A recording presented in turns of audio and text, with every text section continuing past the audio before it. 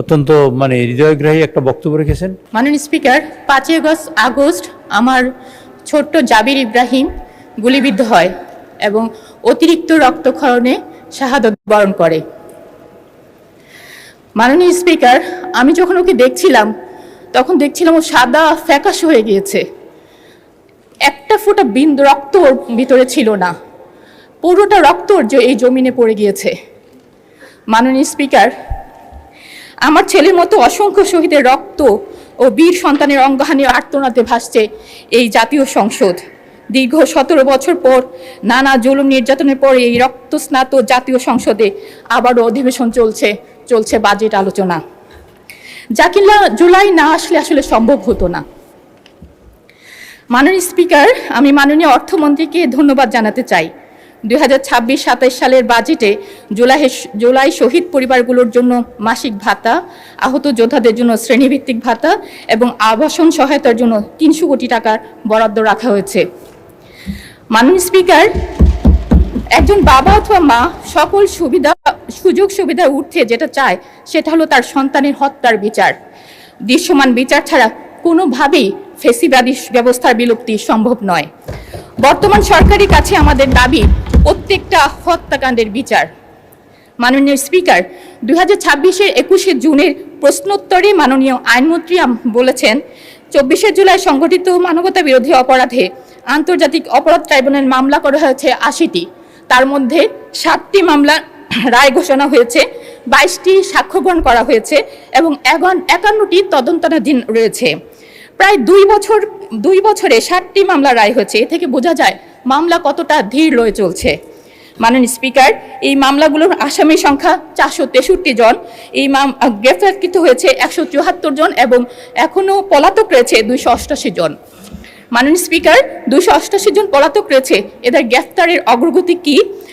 মাননীয় স্পিকার, আমি আপনার মাধ্যমে মাননীয় আইনমন্ত্রীর কাছে দাবি জানাচ্ছি, প্রতি সেশনে শহীদ সন্তানের বিচারিক কাজের আপডেট জানিয়ে আমাদের বাবা মাদেরকে আশ্বস্ত করবেন। মাননীয় স্পিকার, জুলাই বিপ্লব শহীদের সংখ্যা 1000-এরও বেশি ছিল, কিন্তু আমরা এ পর্যন্ত গেজেটভুক্ত করতে পেরেছি মাত্র 834 জনের। বাকি 50 জন শহীদের তালিকা এখনো পর্যন্ত তালিকাভুক্ত হতে পারেনি।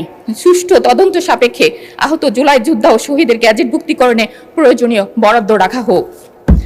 মাননীয় স্পিকার, ভোগান্তিতে রয়েছে জুলাই আন্দোলনের অঙ্গ হারানো বীর যোদ্ধারা, তাদের সঠিক ক্যাটাগরি হচ্ছে না, ঠিকমতো সেবা পাচ্ছে না।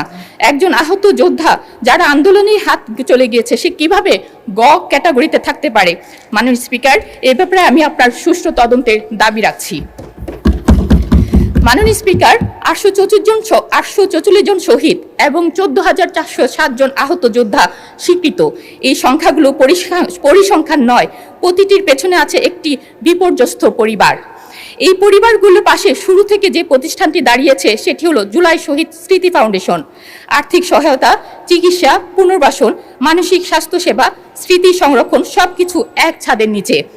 এই পর্যন্ত 831টি শহীদ পরিবার এবং 6127 জন আহত যোদ্ধাকে নিয়ে 120 কোটি টাকা সহায়তা দেওয়া হয়েছে সম্পূর্ণ স্বচ্ছতার সাথে, যা তাদের একনাবিল সিএ ফার্ম অডিট রিপোর্টে প্রমাণিত রয়েছে। কিন্তু মাননীয় স্পিকার, গত 3 মাসে এই ফাউন্ডেশনটি কর্মীরা বেতন পাননি, ঈদ বোনাস পাননি। যারা নিজের বেতনের টাকা থেকে আহত শহীদ পরিবারকে সাহায্য করেছেন তারা আজ নিজেরাই সংকটে। মাননীয় স্পিকার, আমি সংসদে 3টি সুনির্দিষ্ট দাবি জানাচ্ছি এই প্রতিষ্ঠানটির জন্য। আর্থিক কোডের মাধ্যমে এই প্রতিষ্ঠানটিকে প্রয়োজনীয় বরাদ্দ দেওয়া হোক। অবশিষ্ট শহীদ পরিবার ও আহত যোদ্ধার জন্য সরকার প্রতিশ্রুত অবশিষ্ট 263 কোটি টাকা বরাদ্দ দেওয়া হোক। মুক্তিযুদ্ধ বিষয়ক মন্ত্রণালয় অথবা সমাজতন্ত্র মন্ত্রণালয় এই ফাউন্ডেশনটিকে আনুষ্ঠানিক সহযোগী প্রতিষ্ঠান হিসাবে স্বীকৃতি দিক, কারণ এই ফাউন্ডেশনের কাছে আছে স্বচ্ছতা, অভিজ্ঞতা, ওয়ান স্টপ সক্ষমতা এবং সবচেয়ে বড় কথা মানুষের বিশ্বাস। জুলাইকে মুছে ফেলতে পলাতক ফ্যাসিস্টের বাহিনী বাস্তবে ও সামাজিক মিডিয়াগুলোতে অতিমাত্রায় তৎপর।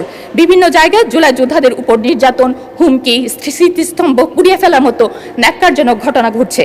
জুলাই যোদ্ধাদের আইনি সুরক্ষা দেওয়া হলেও রাজনৈতিক সুরক্ষা দেওয়া হয়নি। এ ব্যাপারে মাননীয় আইনমন্ত্রীর কাছে একটি সুস্পষ্ট নির্দেশনা চাচ্ছি।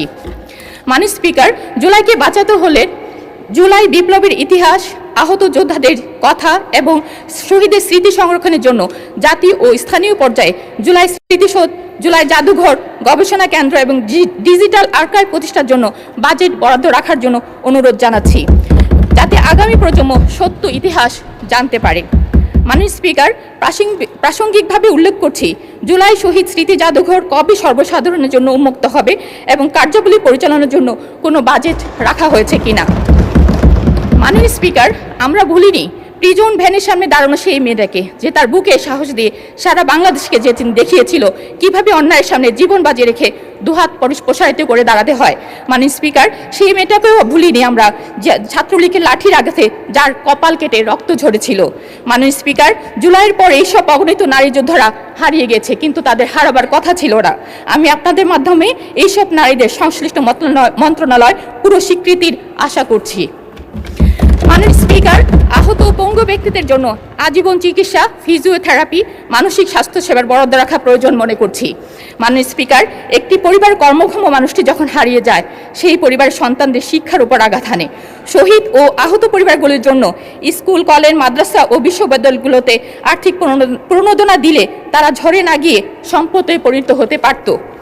মাননীয় স্পিকার, মাননীয় অর্থমন্ত্রী বাজেট বক্তৃতার 3 নম্বর অনুচ্ছেদে উল্লেখ করেন, আমরা যে জুলাই জাতীয় সনদ স্বাক্ষর করেছি তা অক্ষরে অক্ষরে বাস্তবায়ন করার ঘোষণাও ইতিমধ্যে মাননীয় প্রধানমন্ত্রী জাতির সামনে এনেছেন। যে জুলাই না আসলে আজকের এই সংসদেরই অস্তিত্ব ছিল না, সেই জুলাইকে নিয়ে জুলাই সনদ এখনও বাস্তবায়ন হয়নি।